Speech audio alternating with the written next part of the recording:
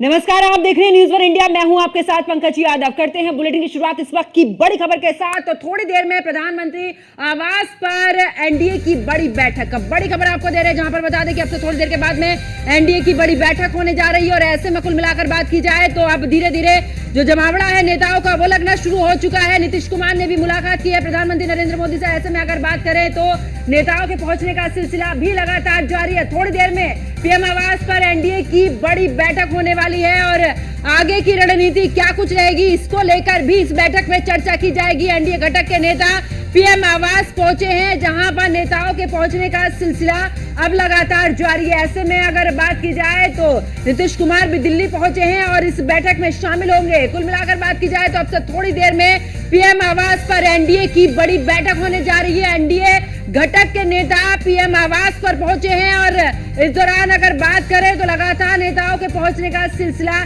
जारी है। और पीएम आवास पहुंचे हैं नीतीश कुमार। और इतना ही नहीं, अगर बात की जाए तो इससे पहले उन्होंने मुलाकात भी की है। तो अब से थोड़ी देर के बाद पीएम आवास पर इस दौरान एनडीए की बड़ी बैठक, एनडीए घटक के नेता पीएम आवास पर पहुंचे हैं और धीरे धीरे नेताओं का जो पहुंचने का सिलसिला है वो भी लगातार जारी है। तो अब से थोड़ी देर के बाद में एनडीए की बड़ी बैठक और इस दौरान पीएम आवास पहुंचे एकनाथ शिंदे। देखिए यहाँ पर महाराष्ट्र की अगर बात की जाए तो महाराष्ट्र के मुख्यमंत्री एकनाथ शिंदे भी पहुंचे हैं और अब से थोड़ी देर के बाद पीएम आवास पर एनडीए की बड़ी बैठक शुरू होने वाली है। और ऐसे में पीएम आवास पहुंचे हैं नीतीश कुमार। और कुल मिलाकर बात की जाए तो इस बैठक में एन फैक्टर बड़ा ही महत्वपूर्ण है। एन फैक्टर इसलिए क्योंकि चाहे नायडू की बात कर ले या फिर इस दौरान बात करें नीतीश कुमार की, और दोनों ही पार्टियां इस दौरान चाहे नीतीश कुमार की बात करें या फिर चंद्रबाबू नायडू की बात करें, दोनों ही बड़े ही महत्वपूर्ण है। और खास करके सभी की निगाहें इस पर टिकी हुई हैं कि ये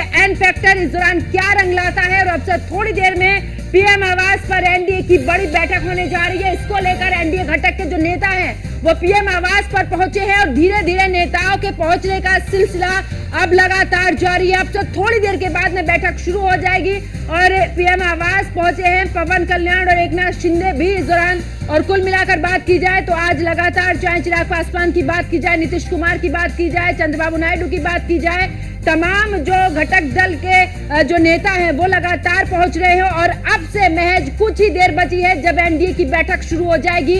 आगे की क्या रणनीति रहेगी, क्या तीसरी बार एक बार फिर से नरेंद्र मोदी शपथ लेंगे पीएम पद की, इन सभी को लेकर और आखिरकार और भी कई ऐसे मुद्दे हैं जिनको लेकर अगर बात की जाए, किसको कौन सा यहाँ पर पद मिलेगा, इन सब को लेकर भी इस बैठक में चर्चा हो सकती है। तो अब से थोड़ी देर के बाद में एनडीए की बड़ी बैठक शुरू होने जा रही है और एनडीए नेताओं के पहुंचने का सिलसिला भी लगातार जारी है। पवन कल्याण भी इस दौरान पहुंचे हैं पीएम आवास से और अब से थोड़ी देर में पीएम आवास पर एनडीए की बड़ी बैठक। और कुल मिलाकर बात की जाए तो नीतीश कुमार यानी कि एन फैक्टर की जिस तरीके से हम बात कर रहे थे, नीतीश कुमार भी पहुंच चुके हैं और चिराग पासवान सहित तमाम जो घटक दल के जो नेता हैं वो अब धीरे धीरे पीएम आवास का रुख कर रहे हैं और एक एक करके सिलसिलेवार वहां पर पहुंच रहे हैं। और ऐसे में बात की जाए तो पीएम आवास पर अब से थोड़ी देर के बाद में एनडीए की बैठक शुरू होने वाली है। तो आपको बता दें कि पवन कल्याण भी पहुंचे हैं पीएम आवास और थोड़ी देर में पीएम आवास पर एनडीए की एक बड़ी बैठक। और इस दौरान आज किन किन मुद्दों पर चर्चा यानी कि क्या कुछ रणनीति आगे रहेगी एनडीए की, इसको लेकर भी अब आपको बता दें कि अब से थोड़ी देर के बाद चर्चा होनी शुरू हो जाएगी।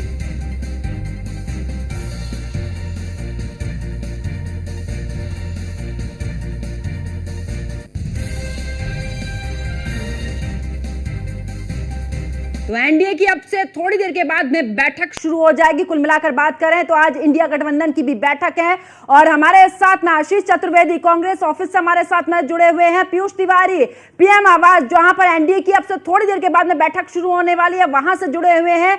और आपको बता दें कि पीयूष अगर बात करें पीएम आवास पर अब से थोड़ी देर के बाद में बैठक जो है वो शुरू हो जाएगी, वहां पर कौन कौन पहुंचे हैं अभी तक? बात करें तो प्रधानमंत्री आवास पर थोड़ी देर में एनडीए की जो बड़ी बैठक है वो शुरू हो जाएगी और इस वक्त चाहे तेलुगु देशम पार्टी की ओर से अगर हम बात करें तो चंद्रबाबू नायडू की मौजूदगी प्रधानमंत्री आवास पर है। इसके साथ ही बिहार के जो मुख्यमंत्री हैं नीतीश कुमार, उनकी मौजूदगी है। नीतीश कुमार के साथ लल्लन सिंह, चूंकि उन्हीं की पार्टी के हैं, उनकी मौजूदगी यहाँ पर है। पवन कल्याण भी थोड़ी देर पहले यहाँ पर पहुंचे हुए हैं। भारतीय जनता पार्टी के राष्ट्रीय अध्यक्ष जेपी नड्डा के अलावा गृह मंत्री अमित शाह की भी मौजूदगी है। इसके साथ ही एनडीए के जितने जो घटक दल हैं उनके प्रमुख नेताओं के पहुंचने का सिलसिला अभी भी जारी है। सबसे बड़ी बात है कि इस दौरान तमाम सारे विषयों पर चर्चा की जाएगी, रणनीति बनाई जाएगी। चूंकि सबकी निगाह जो है वो कहीं न कहीं तेलुगु देशम पार्टी की ओर से अगर हम बात करें तो नायडू बाबू है जो है उन पर टिकी हुई है। यानी कि जिस तरीके से 16 सीटें तेलुगु देशम पार्टी ने लाई है और कहीं न कहीं जेडीयू की अगर हम बात करें तो जेडीयू पर भी सबकी निगाहें टिकी हुई है, क्योंकि जेडीयू जो है वो नीतीश कुमार की पार्टी है। इस बार निश्चित रूप से जो एग्जिट पोल आए थे उस हिसाब से जो कहीं ना कहीं जो जीत का मार्जिन जिस तरीके से एग्जिट पोल में दिखाया जा रहा था वो मार्जिन कहीं ना कहीं नतीजों में तब्दील नहीं हुआ। यानी कि एनडीए को और खासतौर पे बीजेपी को कई सीटों का नुकसान हुआ इस बार, और कहीं ना कहीं भारतीय जनता पार्टी को बहुमत के लिए तो सीटें मिल गई हैं। लेकिन इस बार जो जोड़ तोड़ की राजनीति चल रही है, एक तरफ आप देख रहे हैं कि कांग्रेस पार्टी के तमाम नेता हैं कि राजनीति में कुछ भी संभव है और हम सभी दलों के साथ संपर्क बनाए हुए हैं और हम बातचीत कर रहे हैं।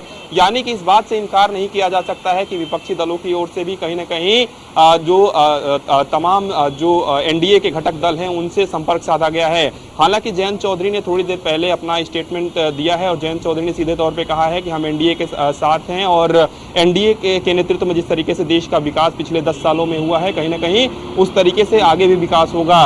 इसके साथ ही पवन कल्याण के बयान को भी आपने सुना कि पवन कल्याण का भी इसी तरीके से मिलता जुलता बयान आया कि प्रधानमंत्री नरेंद्र मोदी ने देश के लिए बहुत कुछ किया है।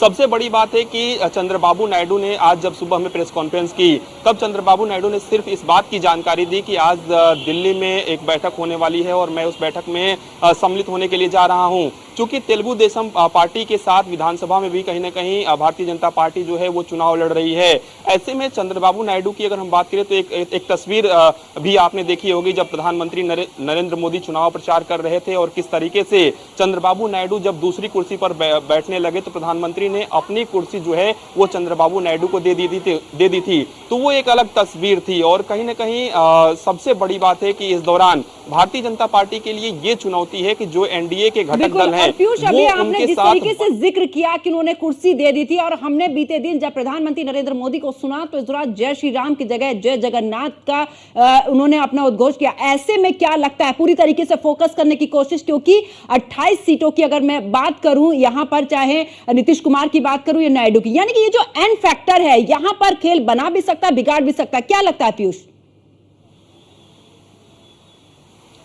देखिए, राजनीति में कुछ भी संभव है और सबसे बड़ी बात है कि राजनीतिक महत्वाकांक्षाएं सबकी होती है। सब लोग चाहते हैं कि वो शीर्ष पदों पर पहुंचे, लेकिन सबसे बड़ी बात है कि इस बात से इनकार नहीं किया जा सकता है कि भारतीय जनता पार्टी को नुकसान तो इस बार हुआ है सीटों का, और लेकिन भारतीय जनता पार्टी इस बार भी कहीं ना कहीं कॉन्फिडेंस में है कि एनडीए के जो घटक दल हैं वो उनका साथ छोड़कर नहीं जाएंगे। एक तस्वीर जो सुबह में आई जिस तरीके से तेजस्वी यादव और नीतीश कुमार एक फ्लाइट में दिल्ली आए, उसके बाद भी तमाम चर्चाएं हुई कि क्या नीतीश कुमार इधर जाएंगे उधर जाएंगे।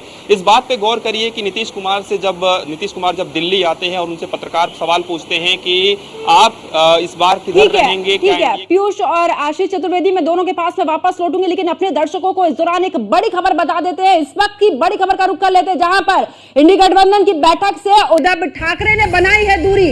इस वक्त की बड़ी खबर आपको बता रहे, जहां पर बैठक में ममता बनर्जी के भी शामिल होने पर अभी भी इस दौरान अगर बात करें तो अभी भी सस्पेंस बरकरार है और इंडी गठबंधन में फूट के मिल रहे हैं संकेत। उद्धव ठाकरे करेंगे महाराष्ट्र में खेल। ममता बनर्जी की चुप्पी के मायने क्या निकलते हैं, क्योंकि अब अगर बात करें तो 6 बजे के आसपास में इंडी गठबंधन की बैठक होनी है, लेकिन उससे पहले इस बैठक से उद्धव ठाकरे ने दूरी बना ली है। ऐसे भी खबर निकलकर सामने आ रही, जहां पर बैठक में ममता बनर्जी के भी शामिल होने पर अभी भी सस्पेंस बरकरार है। इंडी गठबंधन में फूट के मिल रहे हैं इस दौरान संकेत। उद्धव ठाकरे करेंगे महाराष्ट्र में खेल या फिर ममता बनर्जी की चुप्पी के मायने आखिरकार क्या निकलते हैं। तो लगातार हमारे सहयोगी हमारे साथ में बने हुए हैं और हमारे साथ में कांग्रेस मुख्यालय की अगर बात करें तो आशीष चतुर्वेदी हमारे साथ में बने हुए हैं, वहीं पीएम आवास से पीयूष हमारे साथ में हमारे सहयोगी बने हुए हैं।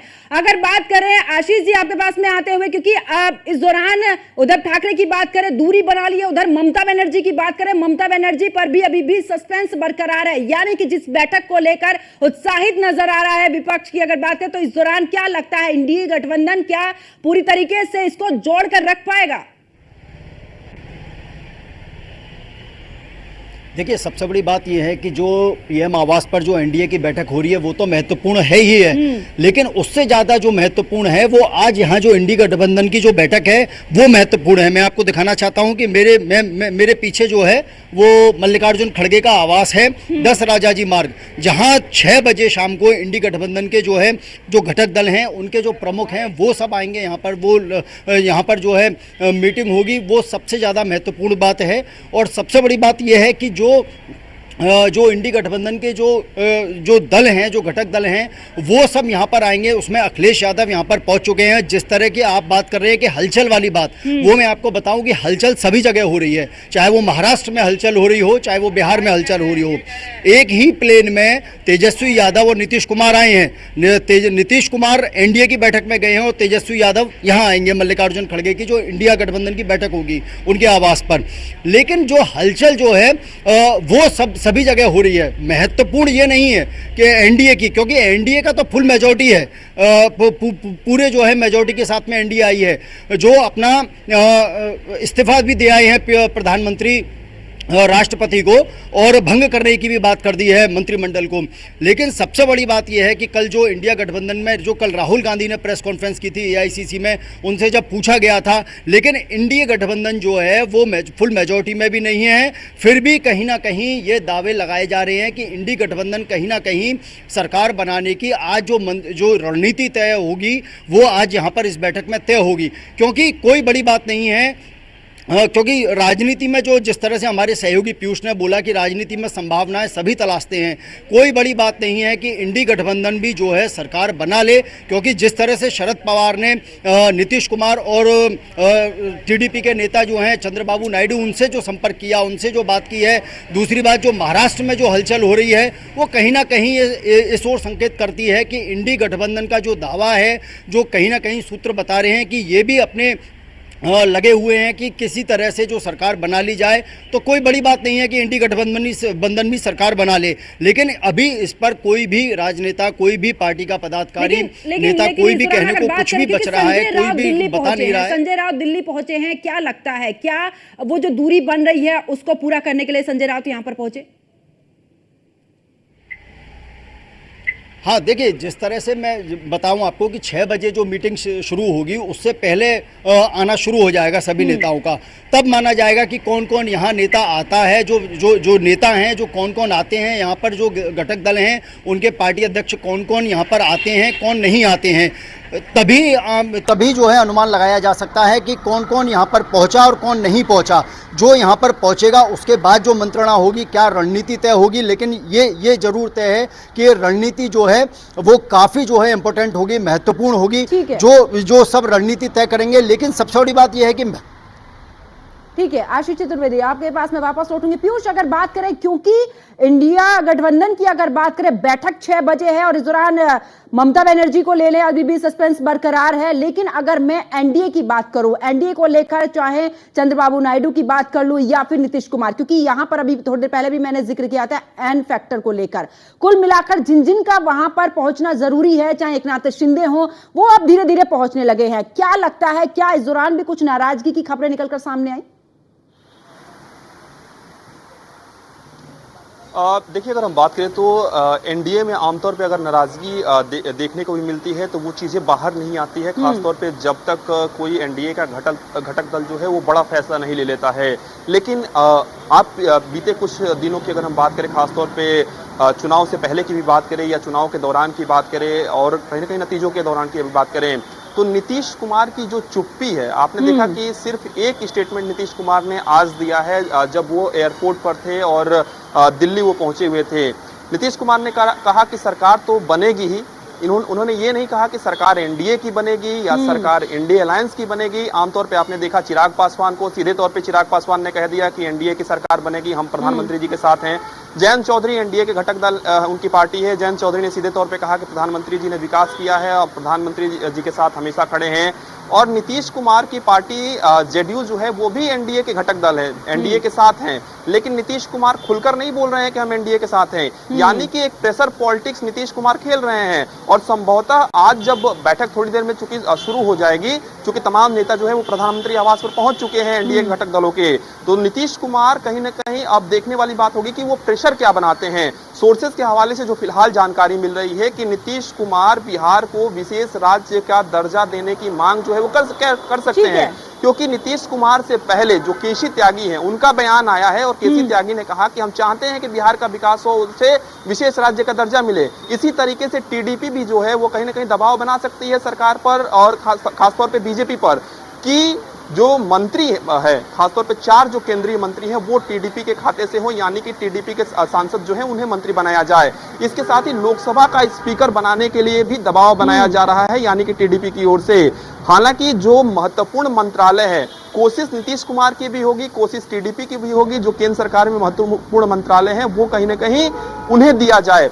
अब आज बैठक होती है तो क्या कुछ रणनीति बनती है, इसके अलावा नीतीश कुमार क्या इस बैठक के दौरान कहते हैं, टीडीपी की ओर से उनके जो नेता हैं उनकी ओर से क्या कुछ कहा जाता है। हालांकि और भी जो दल हैं वो सीधे तौर पे एनडीए को समर्थन कर रहे हैं, चाहे वो मीडिया में बाइट्स दे रहे हो या बाहर भी बातचीत कर रहे हो।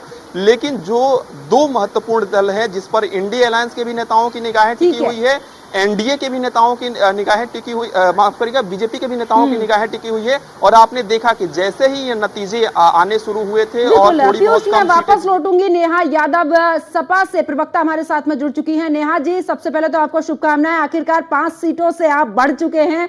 और ऐसे में अगर अखिलेश यादव की बात की जाए, क्योंकि आज इंडिया गठबंधन की बैठक भी है, और ऐसे में एक बड़े नेता के रूप में, क्योंकि उस राज्य से जा रहे हैं जहां का रास्ता दिल्ली का रास्ता वहां से होकर जाता है, यानी कि उत्तर प्रदेश से, ऐसे में क्या लगता है आज की जो बैठक है क्या मायने?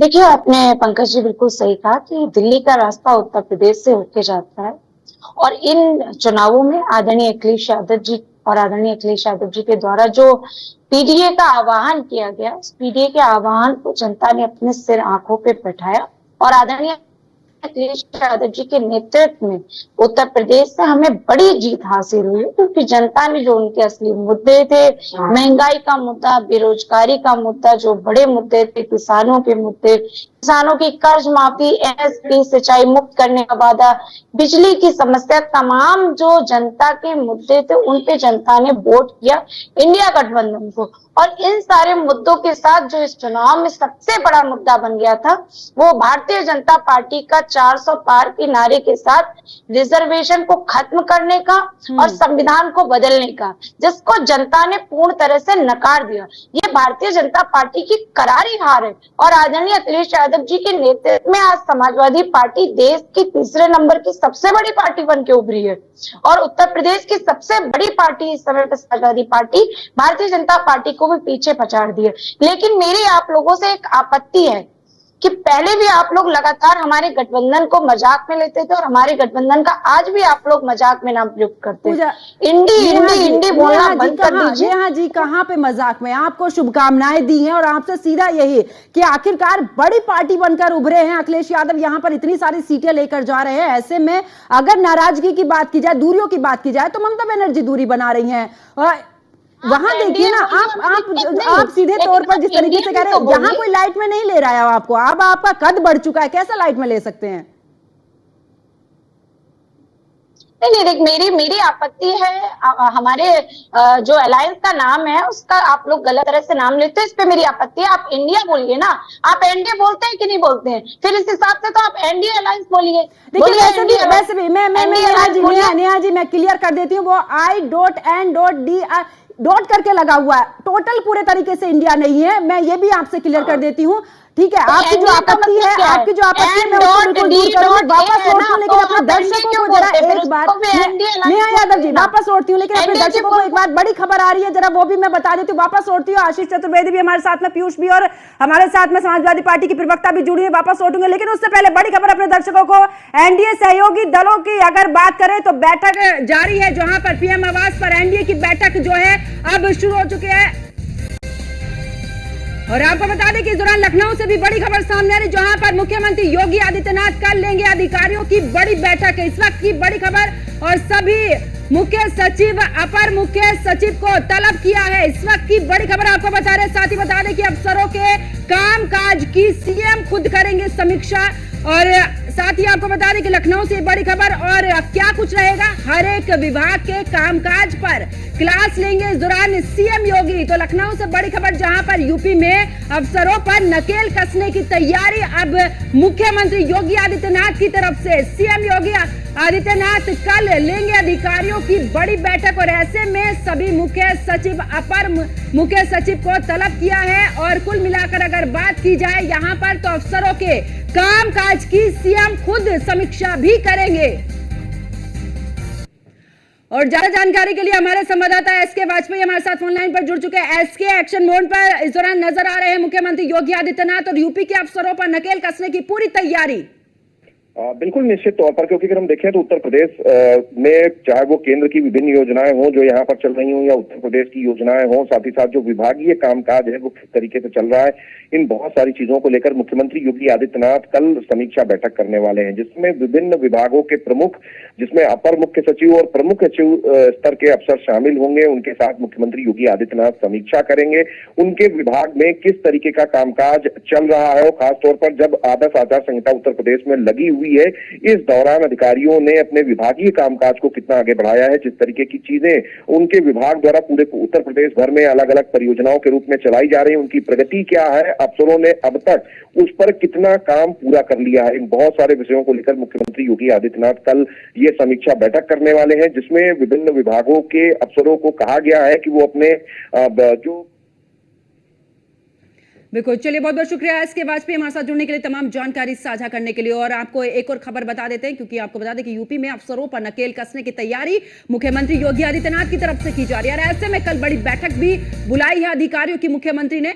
और इस दौरान अगर बात करें तो एनडीए की जो बैठक है वो अब शुरू हो चुकी है। और ऐसे में कुल मिलाकर बात की जाए, क्योंकि 6 बजे इंडिया गठबंधन की भी बैठक होनी है, और कुल मिलाकर इस दौरान अगर उनके घटक दल की अगर बात की जाए, यानी कि उनके जो सहयोगी है, पूरा जो गठबंधन है, उस दौरान धीरे धीरे सबका अब आना शुरू हो चुका है। 6 बजे का समय है, इस दौरान बैठक शुरू हो जाएगी, लेकिन एनडीए की बैठक जो है वो शुरू हो चुकी है। नेहा जी, अगर बात करें, क्योंकि आज बैठक है और इस दौरान ममता बनर्जी थोड़ी सी दूरी बनाई हुई है, बेहद अहम मान जा रहा है, आप कैसे देखते हैं पूरे इस सब को? अरे देख लेंगे, जनता ने तो बीजेपी का मत खींच लिया है, 232 तक लाकर खड़ा किया है। जोड़ तोड़ वाली सरकार बनाने की कोशिश करने दो, डेमोक्रेसी है जी, लोकतंत्र है, लोकतंत्र में ऐसी कोशिश होती है। 8 जून को शपथ लेने जा रहे हैं, जाने दो, उसमें क्या है। अगर उनके पास आंकड़ा है और आंकड़ा सच है, हाँ फेक आंकड़ा नहीं, तो जाएंगे, हम देखते रहेंगे, हमारा मनोरंजन हो रहा है, हम क्यों मनोरंजन को छोड़े। हम तेजस्वी और नीतीश, बस आखिरी को मायने अलग चलेगा आगे। तो इस दौरान आप संजय राउत को सुन रहे थे, जिन्होंने कहा कि आज बैठक में शामिल होने के लिए वो पहुंचे हैं दिल्ली। ऐसे में अब देखना होगा कि शाम 6 बजे जब बैठक शुरू होगी, आखिरकार वहां पर कौन कौन पहुंचता है। हमारे साथ में आशीष चतुर्वेदी जुड़े थे, पीयूष तिवारी हमारे साथ में हमारे सहयोगी जुड़े थे, और साथ ही नेहा यादव हमारे साथ में समाजवादी पार्टी की प्रवक्ता जुड़ी थी। आप सभी का बहुत बहुत शुक्रिया। तो देखिए, एनडीए की बैठक जो है वो शुरू हो चुकी है। अब वहां पर जो घटक दल के नेता है वो धीरे धीरे पहुंचे हैं, इनके सिलसिलेवार वहां पर पहुंचे, और अब ऐसे में देखना होगा कि आखिरकार इस बैठक में क्या कुछ रणनीति बनती है। मेरे साथ फिलहाल इतना ही। आप देख रहे हैं न्यूज़ 1 इंडिया। नमस्कार।